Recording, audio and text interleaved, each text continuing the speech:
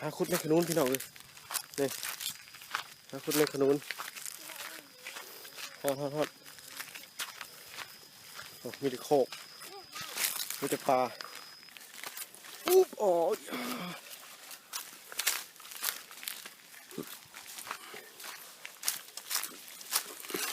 นี่หุ้ยไม่ขนุนนี่พี่น้องหุ้ยไม่ขนุนนี่โอเคพี่น้อง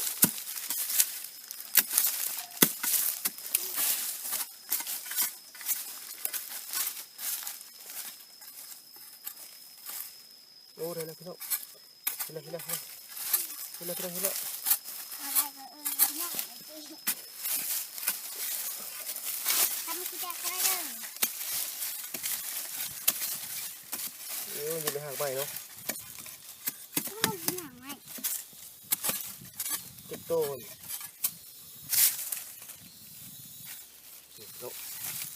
นี่ขนุน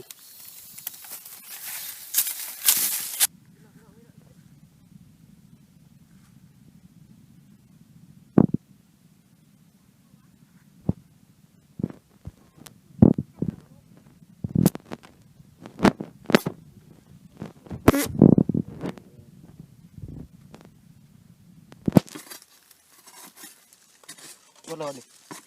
โอ้ยังพี่น้องยังพี่น้อง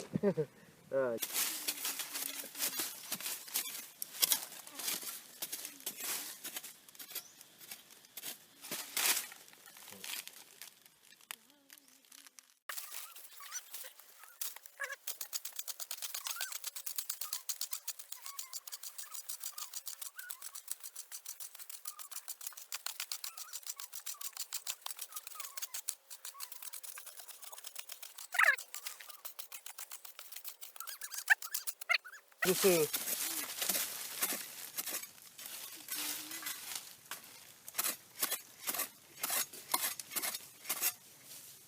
โอ้เก็บรอพี่น้องนี่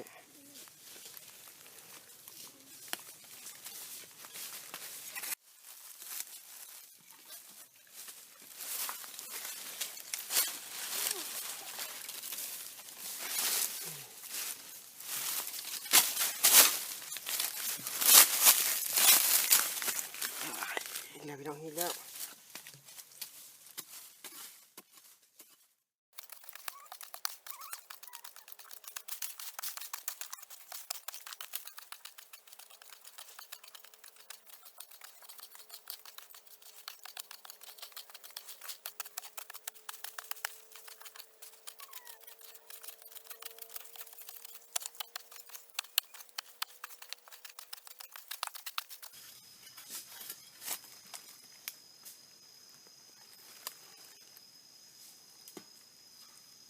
นี่พี่น้องนี่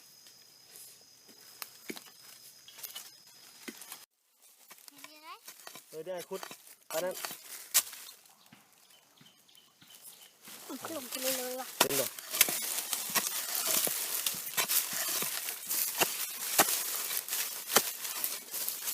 ข้างว่าพี่น้องเ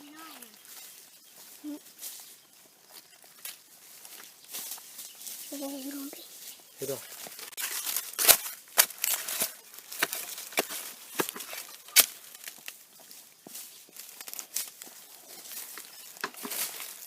เดี๋ยวลองมัน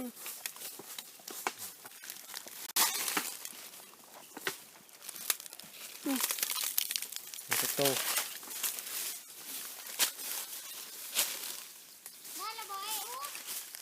กำลังคุดพี่น้องเห็นอีกแล้วพี่น้องเห็นอีกแล้ว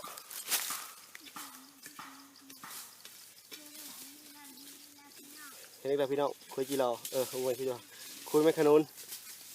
นี่พี่น้อง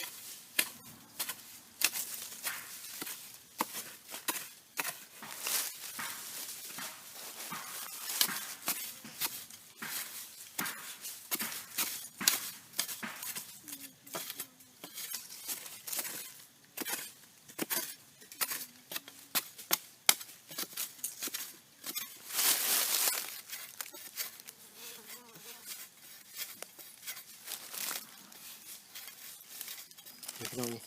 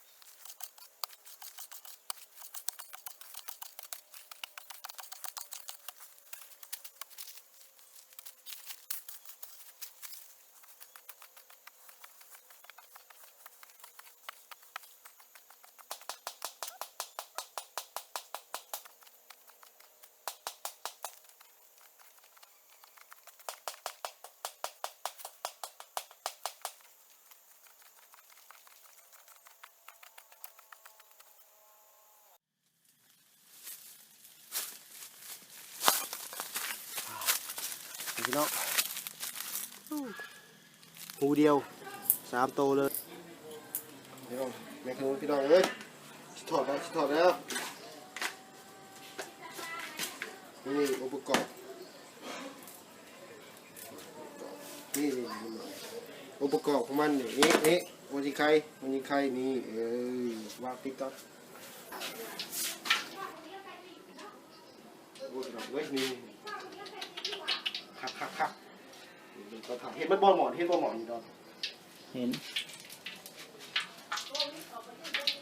ดอกคักมาเด้อสไตล์อุ้มลุ่มทอดแมคคาโรนสไตล์อุ้มลุ่ม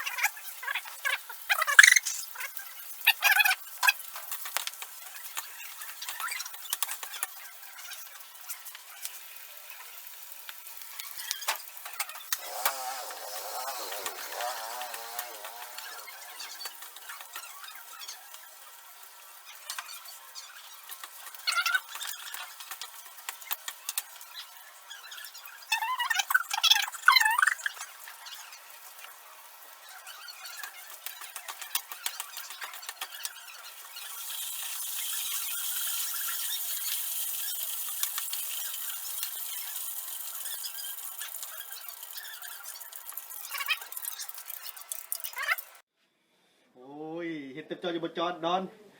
วิ่งพี่น้องเว้ยครับมันเดี๋ยวเอือบก่อนพี่น้องเอือบก่อนเดี๋ยวเอือบก่อนใช้เบิร์ดอีกเข้มเดี๋ยว ไม่ได้นะ ร้อยพี่น้องสุดยอดเลย ลอยบนละแขน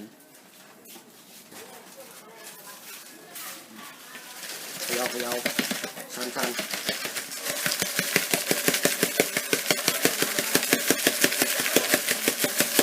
แซ่บแซ่บพี่น้องแซ่บแซ่บ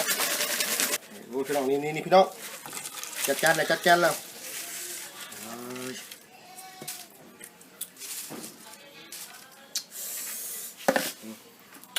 ชิได้ดูพี่น้องชิได้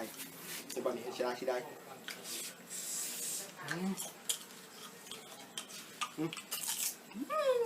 สุดยอดพี่น้องเลยดูเห็ดเจียวก่อนมาพี่น้องมาได้แล้วกลัวแล้วนี่ไปได้ดอนรสชาติยกโป้นดีกว่ายังบอกรสชาติพี่น้องเจียว